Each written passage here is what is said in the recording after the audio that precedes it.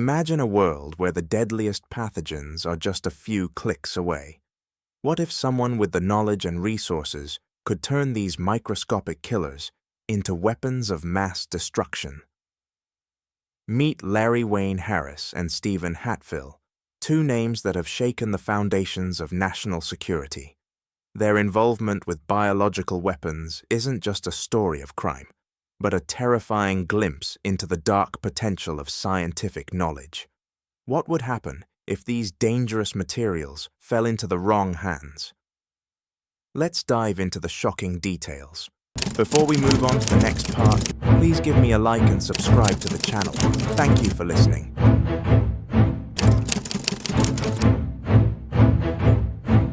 Larry Wayne Harris and Stephen Hatfill are two names that have become synonymous with biological weapons and the shadowy world of bioterrorism.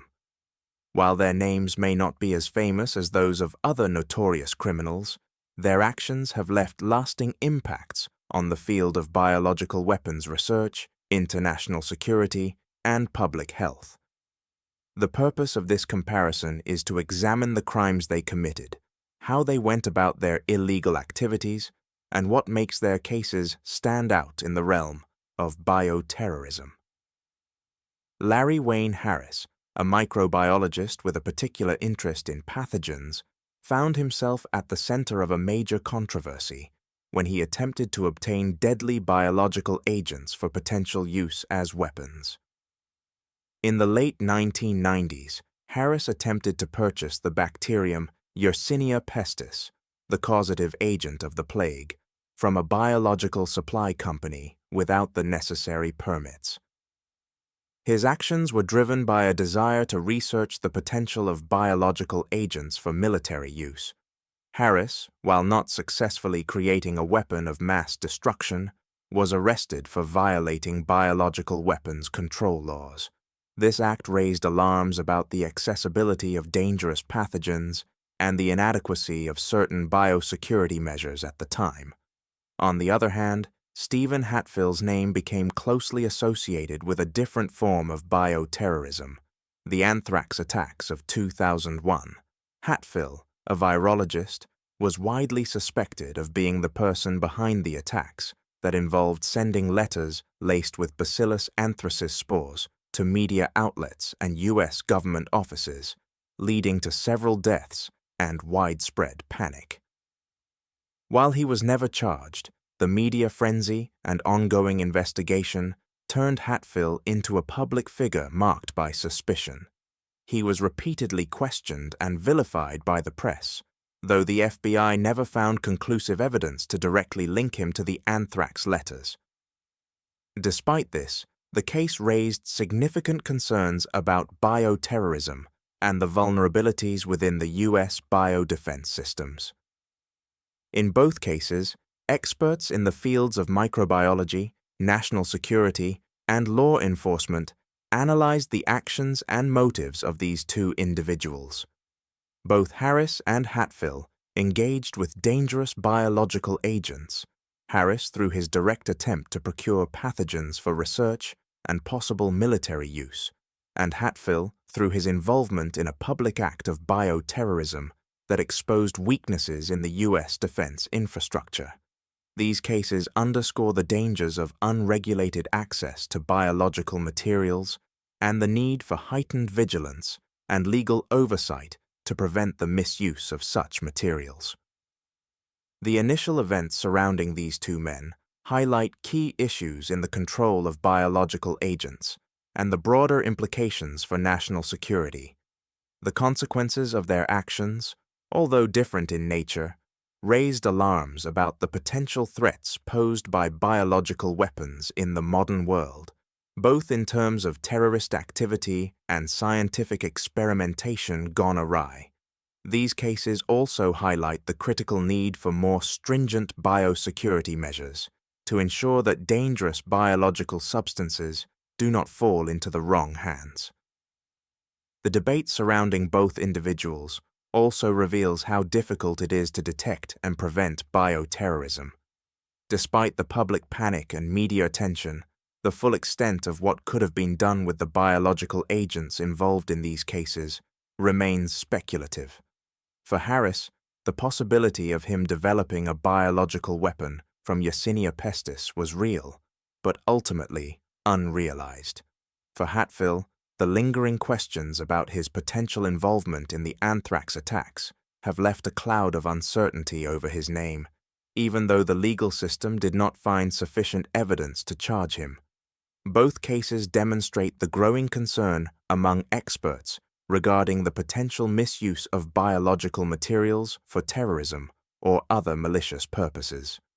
The continued investigations into these incidents are a stark reminder of the challenges faced in ensuring that biological research does not cross the line from legitimate science to a threat to public safety. When comparing the actions of Larry Wayne Harris and Stephen Hatfill, the contrast in their methods and motives becomes strikingly clear. Both individuals were involved with dangerous biological agents, but the manner in which they approached their illegal activities and the underlying psychological factors are significantly different. Larry Harris, as a trained microbiologist, demonstrated a calculated, methodical approach to his criminal activities. His intent was not to immediately create mass destruction, but rather to conduct research using Yersinia pestis, the bacterium responsible for the plague. Harris's actions were motivated by a deep curiosity about biological warfare and the scientific potential of pathogens. He sought to acquire dangerous substances, not for immediate use as a weapon, but perhaps with the intention to explore their potential for future military applications. His criminal behavior arose from a complex blend of intellectual ambition and disregard for legal boundaries. While his actions never led to the creation of a functional biological weapon, his ability to procure such dangerous materials speaks to a broader issue of accessibility and biosecurity at the time. Harris's psychological profile suggests that he was driven more by scientific curiosity and a desire for recognition within his field, rather than by malicious intent to cause harm. His interest in biological warfare was rooted in a fascination with the power and potential of biological agents, a theme that is common in the scientific exploration of dangerous fields. However, Harris's lack of awareness or disregard for the ethical and legal implications of his actions shows a critical gap in his judgment. His behavior was likely influenced by the prevailing scientific culture of experimentation without adequate oversight. This psychological disconnect from the potential consequences of his actions makes Harris an example of the dangers of unchecked curiosity in science. In contrast, Stephen Hatfill's involvement with anthrax is framed by a different set of motivations and circumstances.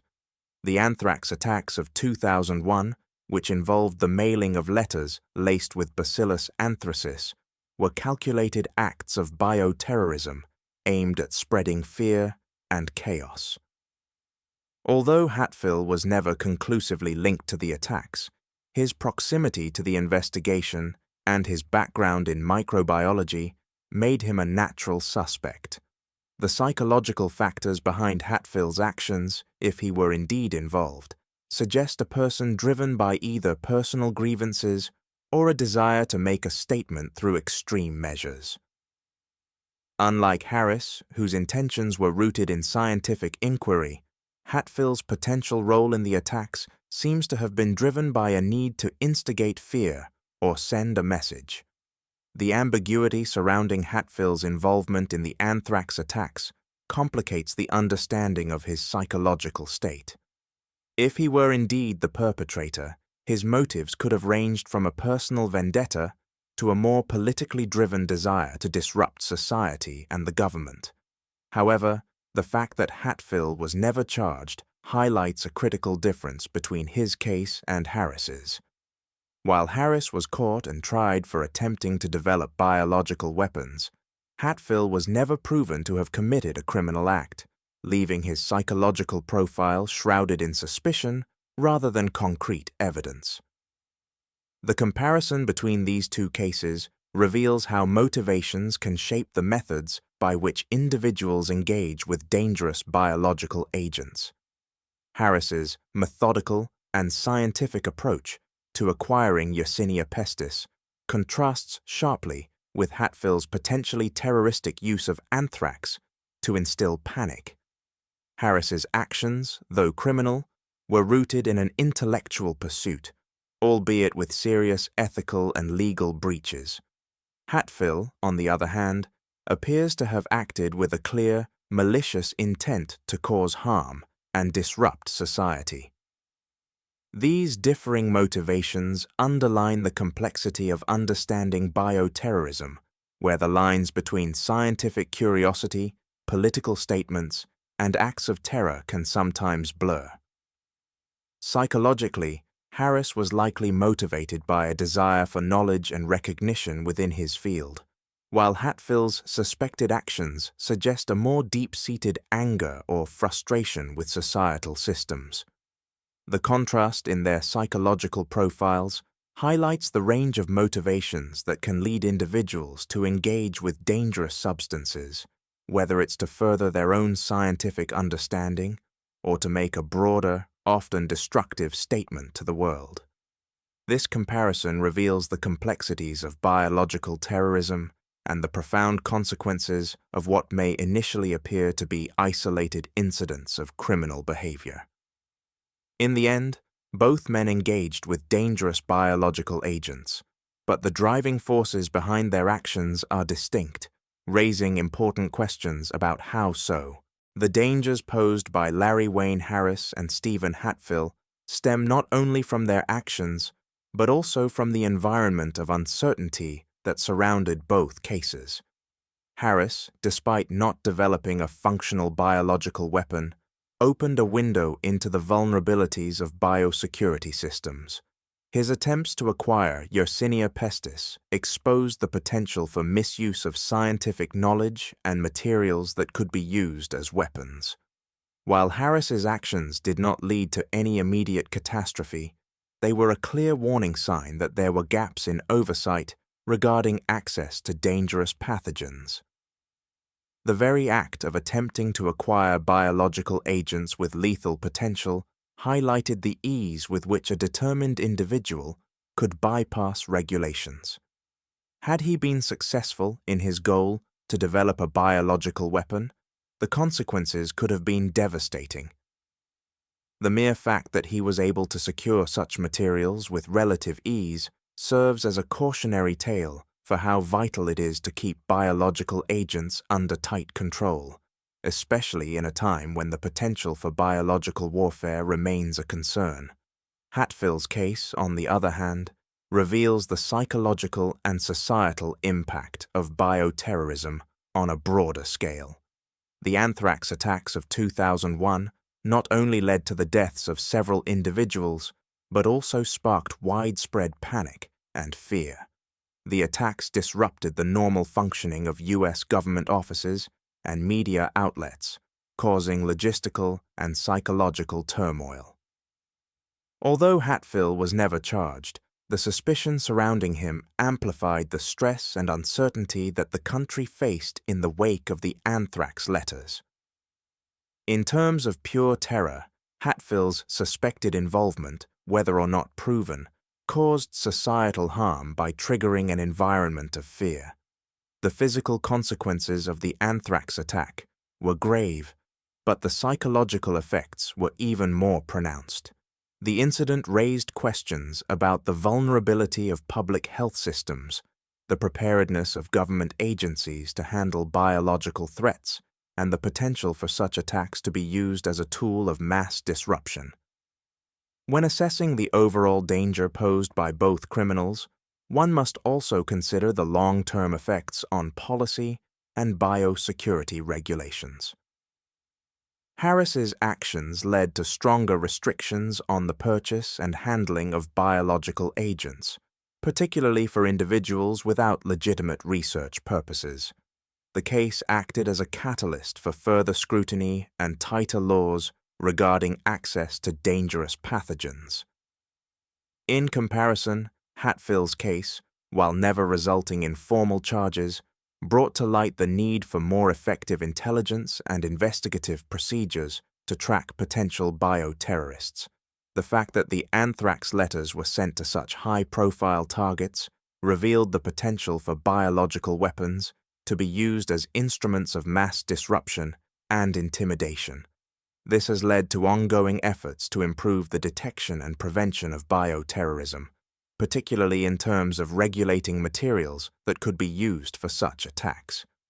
Experts agree that both individuals, though differing in their methods, represent a similar threat to national and international security. While Harris's actions were more academically driven and lacked direct intent to cause harm, the broader implications of his research and procurement efforts still posed a significant threat to public safety. Hatfill, with his suspected involvement in a deliberate act of bioterrorism, directly contributed to the public's fear and anxiety about biological warfare. In terms of the immediate danger they posed, Hatfill's actions were undeniably more severe, as they led to actual casualties and widespread panic. However, Harris's case serves as a stark reminder of the subtle dangers posed by individuals with access to dangerous scientific knowledge and materials. The broader consequences of both men's actions ultimately forced governments and institutions to re-examine their approach to biological weapons control and biosecurity protocols. In conclusion, while Harris and Hatfill took very different paths in their interactions with biological agents, both cases underscore the importance of vigilance in the control and oversight of dangerous materials. Harris's attempt to procure Yersinia pestis for scientific purposes may have been driven by curiosity and a lack of understanding of the potential consequences, but it still posed a significant threat. Hatfill's suspected involvement in the anthrax attacks, though never proven, brought the real and terrifying possibility of bioterrorism into the public consciousness. Both cases ultimately reveal how individuals can exploit gaps in security and oversight, and they demonstrate the urgent need for more effective systems of control to prevent such threats from becoming reality. The danger posed by these two individuals lies not just in what they did, but in the questions there. The cases of Larry Wayne Harris and Stephen Hatfill show just how fragile the line is between science and terrorism. Whether driven by curiosity or malicious intent, both men highlighted the serious risks of unregulated access to biological agents. The implications for national security are undeniable, and the need for stronger biosecurity measures has never been more urgent. As we move forward, one question remains: how safe are we really from biological threats in a world where knowledge is power? If you found this story intriguing, don't forget to like, share, and subscribe for more deep dives into criminal cases that impact our world. And let us know in the comments, do you think the current biosecurity measures are enough to prevent future bioterrorism? Let's get the discussion going.